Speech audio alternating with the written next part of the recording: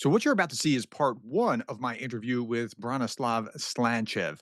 And he's a political scientist. And honestly, this was like the most aha full interview that I've ever done with anyone. It's just like he lays things out. I'm going to do it in two parts. So, this is part one. So, here we go.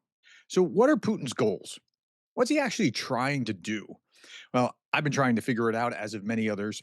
And I brought in a political scientist from the University of California, San Diego. His name is Branislav Slanchev. Did I slaughter your name, Branislav? Did I get it right?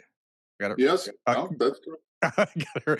Okay, so his background, let me just read this, is Slanchev studies military coercion, interwar negotiations, conduct of war, war termination. His articles appeared in Political Science Review, American Journal of Political Science, International Studies Quarterly, Security Studies, among others. So we're just going to nerd out for a little bit. And the topic that I want to address, and I just want to see what your view is what are Putin's goals? That's the first thing. And then like how's he planning on getting there? And can he actually get there? Now this is my question from where I am. My PhD is in org leadership, right? So I look through things through a very different lens than you do. I don't think he's getting the right information. In fact, let's start there. Is he getting the information that he needs to be able to accomplish the goals that he's setting forward in order to get where he's trying to go? And I'll let you go.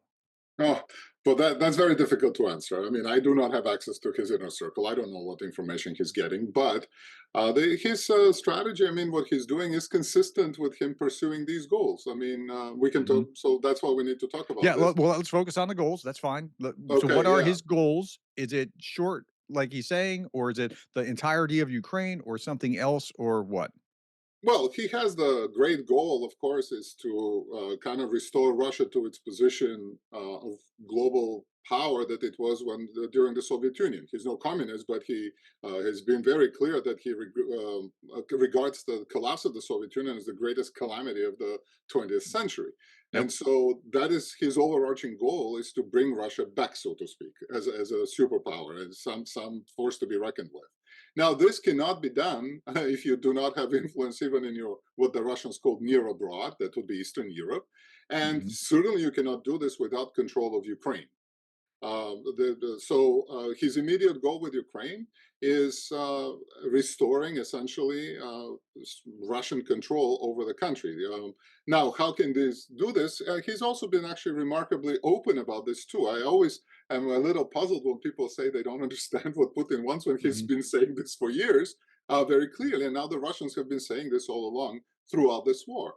He wants control of Ukraine. Ukraine, in his eyes, cannot exist as a sovereign, independent nation, right?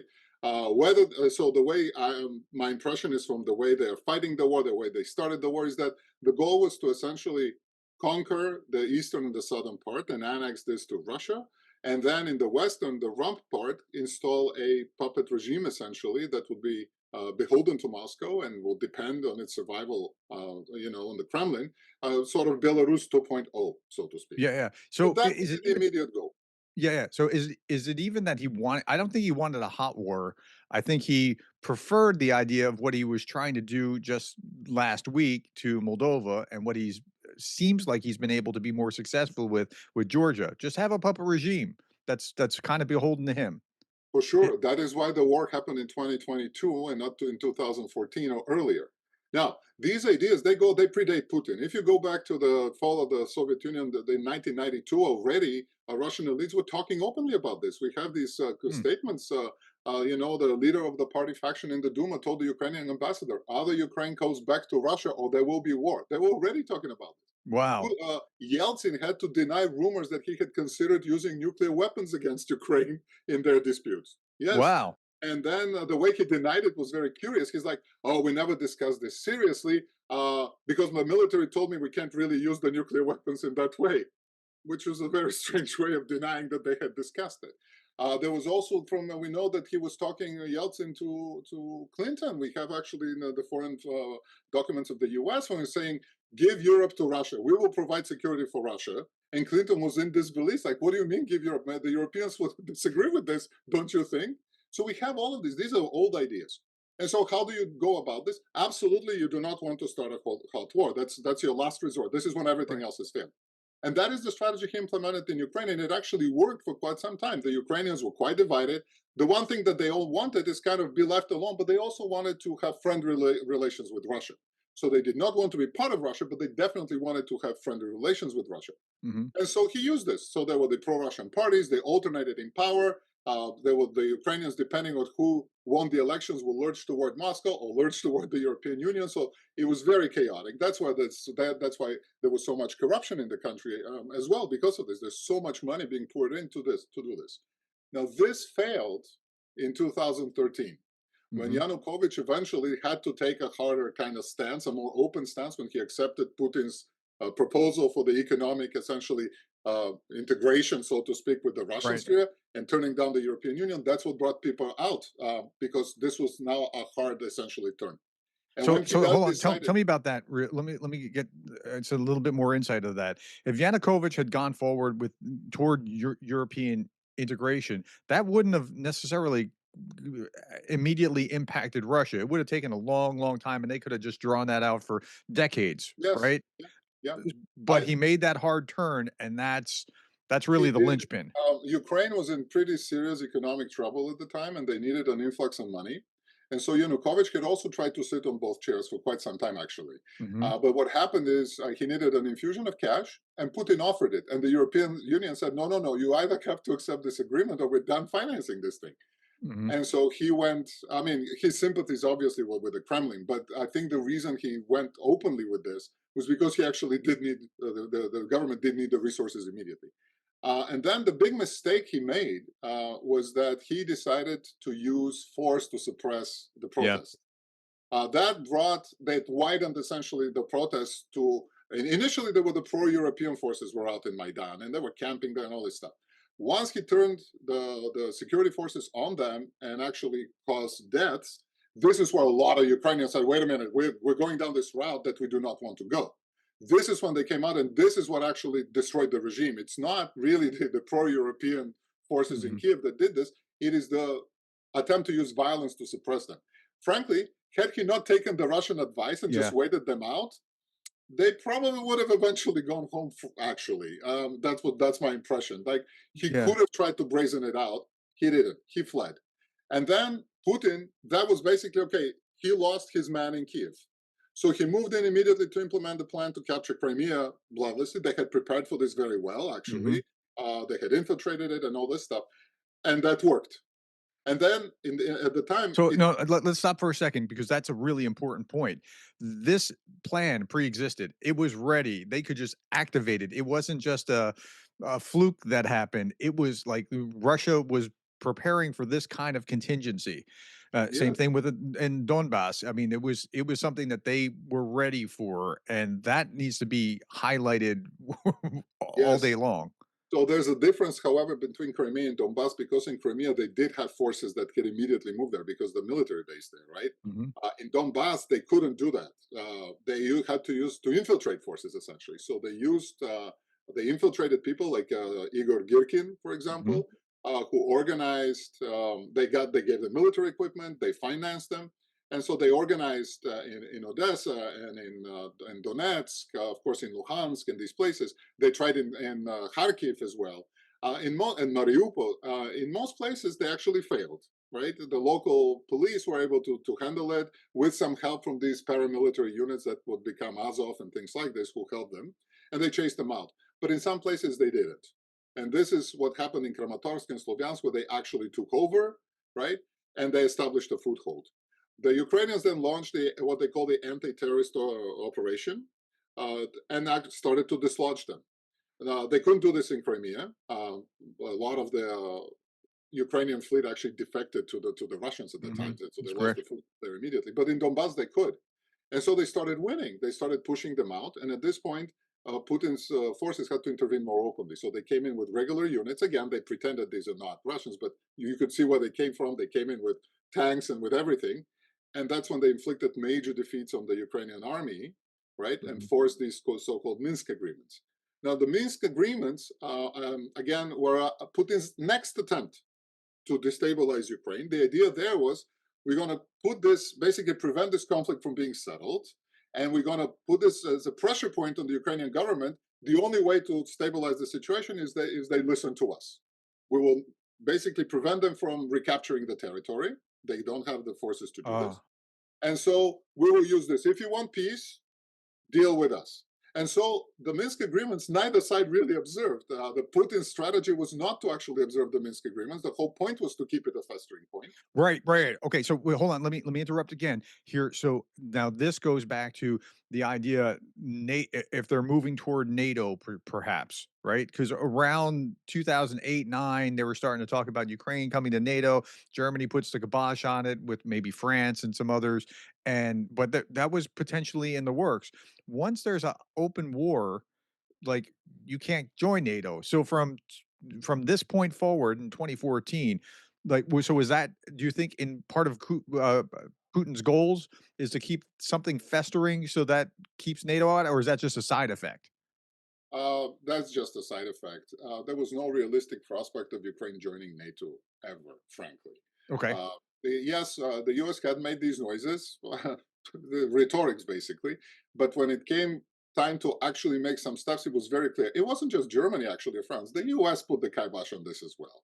Our entire policy with respect to Russia was essentially to hope that the Russians kind of stay in their neighborhood and don't rock the boat too much. We Mm, try to play nice with them as much as possible. We would throw Ukraine under the bus any day of any day of the week, basically, for this purpose.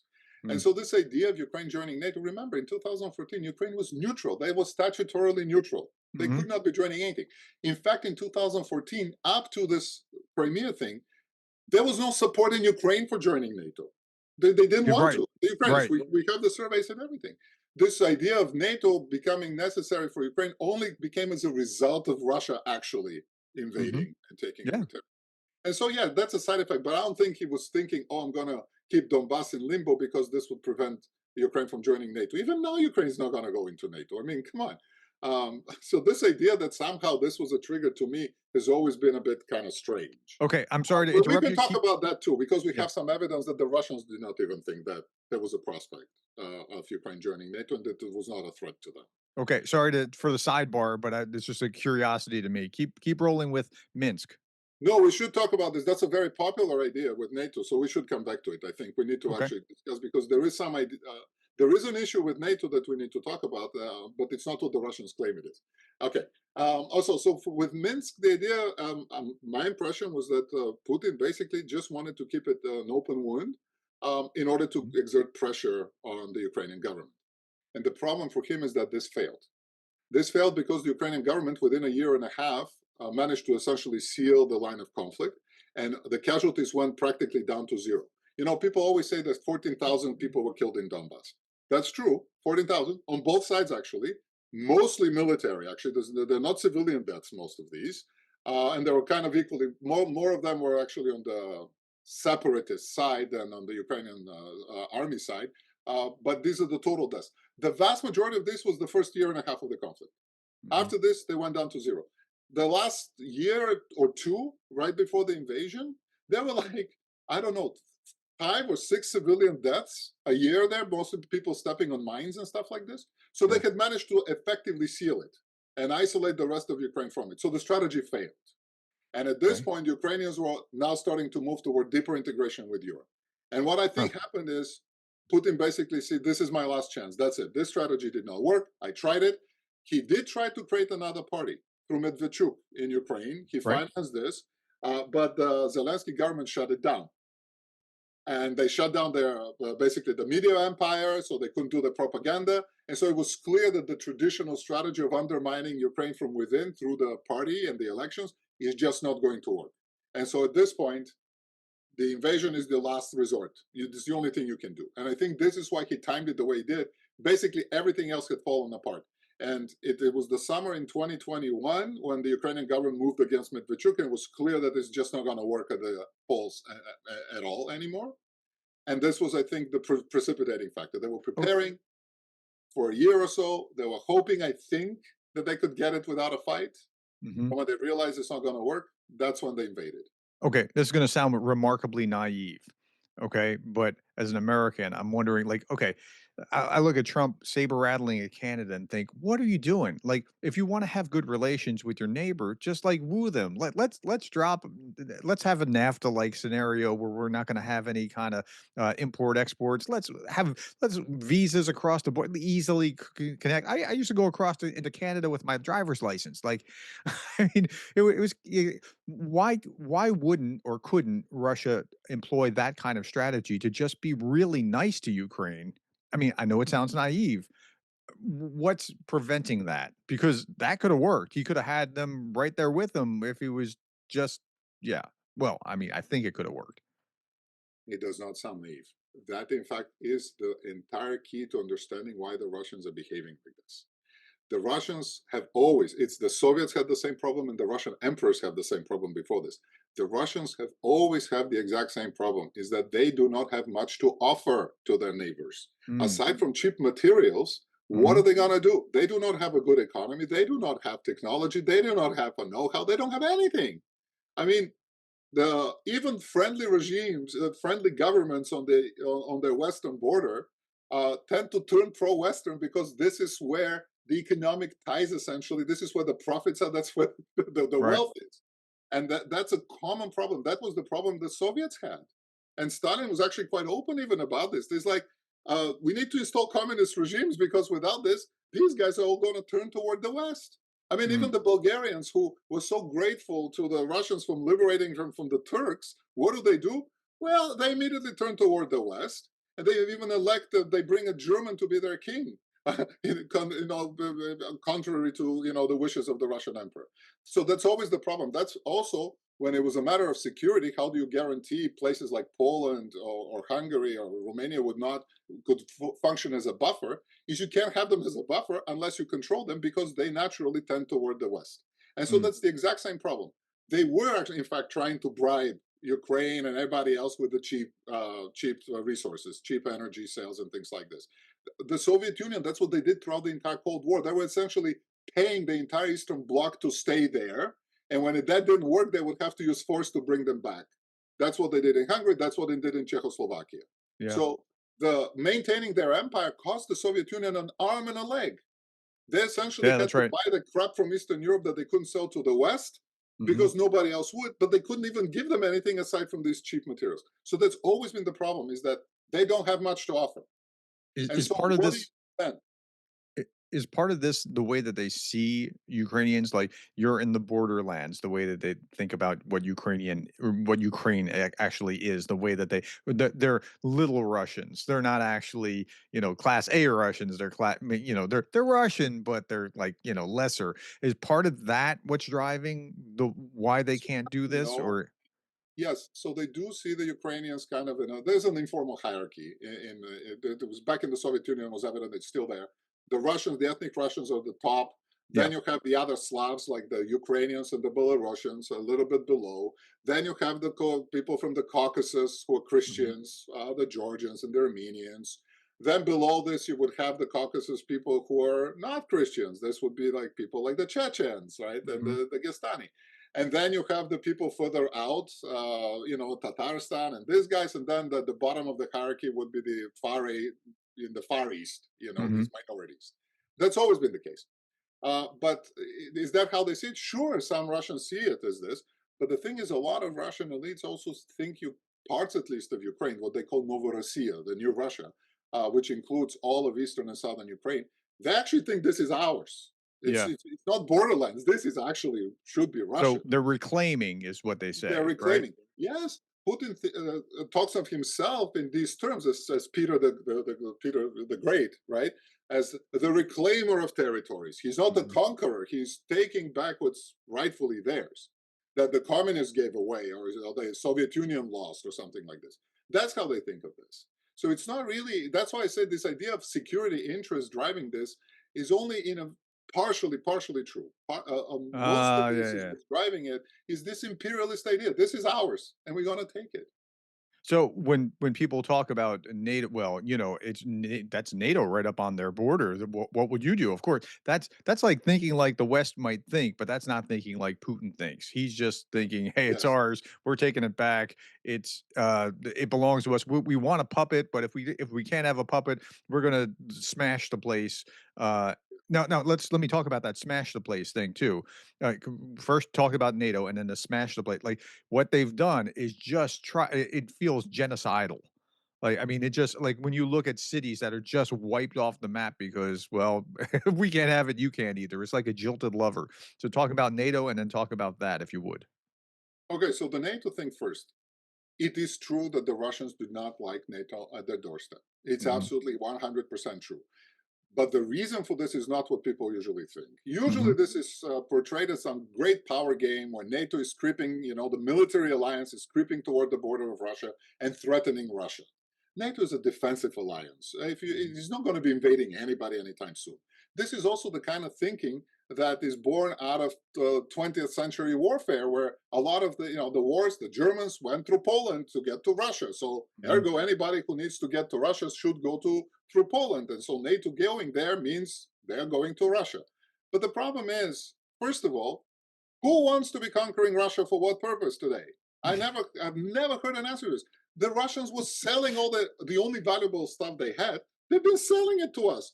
This is a good deal. That's why the Europeans were importing so much of this. What's the point of going and conquering this? What are you going to do there? Improve the way they get gas? And I mean, we already had partnerships with them. There's no point occupying them for what purpose? So nobody can ever even give a straight answer to this. Like, who would be conquering, attacking Russia for what?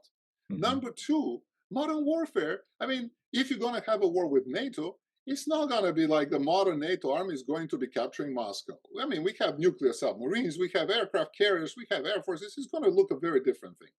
Uh, you know, uh, and so the whole point there is that even the Russian military itself was telling us publicly that they did not fear NATO as a threat to Russia.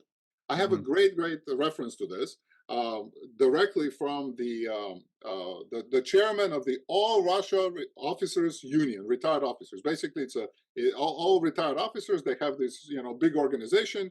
They're members of. So the chair of this, Ivashov, General Ivashov, he published an open letter to Putin on the eve of the invasion, like literally a week or so before the invasion. It was on Mhm. the website. Now it's gone, by the way, but I captured it. It stayed there for quite some time, in which he actually says this outright, and he touches on all these themes that we have now discussed. So this is from Mhm. the chairman, the head of the All Russian Military Officers Mhm. organization, right? He says, first of all, NATO is not a threat to us. NATO is deterred through nuclear weapons. They're not going to be invading us. It is a rival, sure. It's something we need to reckon with, but they're not a threat in this sense. It is nonsense that we need to be fighting a war in Ukraine in order to prevent NATO membership or anything like this. And Mhm. he then says the core of this problem is that we are trying to force people to like it because we don't have anything else to offer to them. Our problem is our internal economy is crap. Our government is not good. And so we're not a good model. We're not a good friend. We're not a good neighbor, which is Mhm. why everybody wants to get a NATO membership to protect themselves from us, because then our only alternative is threats and coercion. And if you're Yeah. a small country on our borders, I mean, NATO is your only chance of not succumbing to these threats. That is why NATO was expanding, is because the people at the border of Russia were desperately trying to find some way to protect themselves from this kind of interference, Yeah. because they knew the Russians would not be able to bribe them. There's nothing to bribe them with. Yeah. Putin was That's NATO's totally, salesman of the year. I know. Yes, but that's amazing. He published this. He said this is insane. And the good thing, and the interesting thing about his letter as a military guy, he also predicted how the war was going to go down. It's like if you read this, he laid it out exactly how it's going to get bogged down, how NATO and the West will consolidate, the Russian economy is going to go down the drains, and they're going to lose. It's all in there. A week before this, we also know Yeah. he's not an isolated voice, because the Russian Huh. military itself, when they did the reforms, they reformed. They spent 10 years rebuilding. They reformed essentially into a force that is not designed to fight NATO. It is designed to fight wars in what they call the near abroad. It's a rapid expeditionary force. That's it. They cannot actually fight NATO. This is not the Soviet Union. They do not have the resources to fight like the Soviet Union, a major land war or anything like this. So clearly, they didn't think they needed to build one. They relied on the nuclear weapons to deter an Mhm. aggression by NATO. Then beyond this, they just need to take care of places like Georgia, or places like the Baltics, or places like Ukraine. So tell me then about what Putin's been doing. What are his goals? What's his strategy with what's been going on in the last Yeah. few weeks with the drone incursions, with all the over the border stuff? I mean, it just seems like he's just trying to show, see, I'm tough. I can do this and you won't do anything back. Maybe I'm wrong. Tell me what he's doing. So his strategy changed roughly in the summer of 2022 when the initial blitzkrieg failed. So Mhm. initially, the goal was very clear. Given how they invaded from all axes and how they targeted Kiev, the goal was very simple: that they're going to go through, conquer the south and the east, which they will annex, and Mhm. then they will topple the government in Kiev in order to install a pliant regime. Right? That was the whole point. It's very clear from the way they acted. Right. When the government did not fall and they were repelled at the outskirts of Kiev, they withdrew from there. Obviously, this gambit failed, and they focused on conquering the eastern and southern part, which is Mhm. what they've been trying since. Now, the thing is, you cannot do this with the forces that they committed initially. So it was Mhm. very clear he will have to mobilize. So people immediately, already in the summer of 2022, started talking, this is going to be a long war. They're going to have to mobilize, which they did in the fall, right? Especially after the Ukrainians recovered a significant part of the territories with the counterattack that people didn't expect. Certainly, the Russians were not prepared to repel this. And so the war turned into a war of attrition. This is the war that he's been fighting since. And this war, essentially, is always takes the same form. You need to compel the other side to stop fighting. By the Russians tried to attack the morale, so this is why they were targeting the infrastructure in the summer and Mhm. in the winter of 2022 and 23. They were trying to freeze the Ukrainians to death. They were trying to starve them. That failed. So morale, they couldn't actually break it. You're also trying to target their productive capacity. So a lot of these strikes that you see, they're against drone factories now, or places that have command and control that the Russians can discover. They're trying to terrorize the civilians as well. That's part of this. But another very major part, and this explains the drone incursions now in the West, is to split the West from Ukraine. So Okay. there's two parts to this. One is to drive a wedge between Europe and the United States, and Okay. then because this would scare presumably the Europeans away from supporting Ukraine. Because the fact of the matter is, right now the Europeans, they're the major basically backers of Ukraine in this, as Yeah. they should be. This is a war in Europe, and it's a major security problem for Europe. The Europeans had played their cards badly for a very long time. Finally, they're getting their act together with great delays. That's been very frustrating for people like me to watch, but they Mhm. are getting their act together. And the fact is, they're kind of the back end to what Ukraine is doing, and it's very important that they stay in this. But the thing is, the United States is the only country that can provide sufficient resources for certain Mhm. things. That's intelligence. These are the Patriot missiles, logistical support, lots of stuff like this. Not to mention, weapons, cluster munitions, and things like this that we're Mhm. able to sell, or long range missiles like the Atacams or the Tomahawks.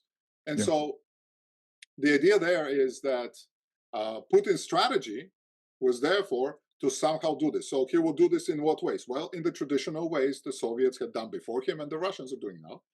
Politically try to destabilize the country. So you're going to intervene, you're going to support all sorts of divisive forces. So they're pouring lots of resources in Europe, in Mhm. Moldova, in Romania, now in the upcoming elections in the Czech Republic, Yeah. the next elections in Hungary.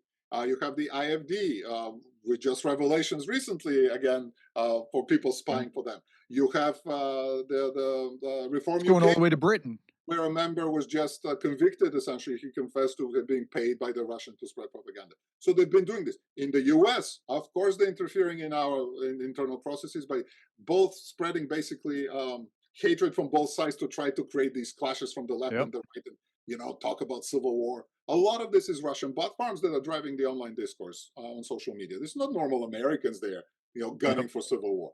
And so you have this. You have Jewish and Muslim hatred. They just convicted. The Serbian police arrested 11 people with ties to Moscow who were going into Western Europe and desecrating Jewish sacred sites and leaving severed pig heads at Muslim sites in order to create It's tensions there. it's so fascinating how they play both sides because if you're a partisan on one side, you are convinced that it's just that side that's doing the thing, and that's it. I mean, it plays perfectly into their hands. It's Their goal is fascinating, chaos. Their goal is not to support a particular side. Their goal right? is to create weakness in the West and disunity. And then, of course, they play on the divisions between Trump and the Europeans. So Mhm. they're riding this pony so hard. I mean, that's why Putin came to Alaska to try to widen the breach, and it failed. It failed miserably, as we have now seen with the recent events and how the U.S. administration has suddenly started talking about this. But the reality, again, at the end of the day, is that this is their strategy. And so the drones, they're pursuing the same strategy. They want to elicit some response. They know it's not going to be a kinetic, a military response yet or anytime soon because NATO just doesn't act that way. But they Mhm. want to get some response that they can first sell to the Russians. See, NATO is attacking us. They killed a Russian pilot. That's it. We told you we're fighting NATO. And now there's proof. They obviously don't want a war with NATO because they'll lose it very quickly. I mean, they're stuck in Ukraine. Well, how are they going to fight NATO right Mhm. so they want to do this, and in NATO, they want to promote the idea of escalating risks of supporting Ukraine. That look, this may lead to a direct confrontation with Russia. And the Russians, remember, they have nuclear weapons. Let's not forget about this. And so every time this happens, you see a spate of articles in the Western press immediately emerge from known Russian shills, actually, people who have been shilling for Russia for years, if you've looked at this. And they immediately go with this. Immediately. It's like, oh, we told you, escalation. Now they're going to shoot down, drones, as if somehow shooting down a drone is, over your own territory, somehow a hostile act. Like, what is the Mhm. drone doing there in the first place? And so I think what's going to happen is NATO is going to have a very measured response. They're going to change the rules of engagement, just like the Turks did, by the way. When the Mhm. Russians started flying into violating the airspace repeatedly, they warned them. Then they changed the rules of engagement. They said, okay, next time you do this, we're going to warn you. We're going to, take a shot across the bow. That's what I think NATO will do. We'll try to escort you out, and only then, if you will take you out if you don't leave. Right. So we Mhm. still give you the opportunities to do so. Only when it's clear that you're not doing it, then we will shoot you down. Presumably, the Russians won't dare do this. The Russians did do this in Turkey. The Turks did shoot down their MiG fighter. Yeah, it turns out incentives matter. They matter. I mean, it didn't quite stop, of course, the Russian problem. They did not find MiGs again in Turkish airspace, but they did impose sanctions on them, and they did, in fact, Mhm. a year or so later, bomb a military column with Turks. They killed about 30 Turkish soldiers. So it's not easy to contain the Russians. Like taking out one Yeah. jet's not going to do it. But they're hoping for some response, but they're mostly hoping for internal divisions against the NATO, where these Mhm. voices are going to say, okay, we need to press the Ukrainians to concede because otherwise we're risking a war with Russia. The reality is this: I do not think there's a very large risk of a war with Russia, let alone a nuclear war. And so we simply have to keep our heads cool. We have to stand firm, but not also there's held heads. Like there's people who's like, oh, next incursion in Estonian airspace and the missiles fly to Moscow. No, that's insane too. Why would you do Yeah. that? We're not going to Yeah, do that. but something could go sideways. There could be a Franz Ferdinand kind of moment, and nobody wants that, but they just keep pushing. My thinking is that they keep pushing because they want uh Europe to have to say, "Wait, we don't have the drones that we need. We need to have them, not, support Ukraine. We need." Is that a fair part of the calculus? No, because Ukraine could shoot down most of the drones that are now getting to Europe. I mean, in the last one, when 19 or so got to Poland, there are about 100 that are actually headed this way. I don't know if they were headed to targets in Ukraine, but they were headed toward Poland. No, what I'm And so saying the is Ukrainians took out Estonia, all. Latvia, Lithuania, all these Yeah, like whatever other countries, they're starting to think, "Hey, we need to be prepared for what Russia could do." And they seem to be doing that in their own military. And so could that be a way of splitting them off from Ukraine in Putin's no, mind, or is it? because the appropriate response is what the Brits already are doing, which is they announced a new factory that's going to be in Britain to produce Ukrainian drones that are Mhm. also going to be for Britain. The Romanian foreign minister now just said that there's going to be $16 billion invested in Romania. They're going to open a joint factory with the Ukrainians in Romania to produce drones. I mean, that's the response that you're going to get to this.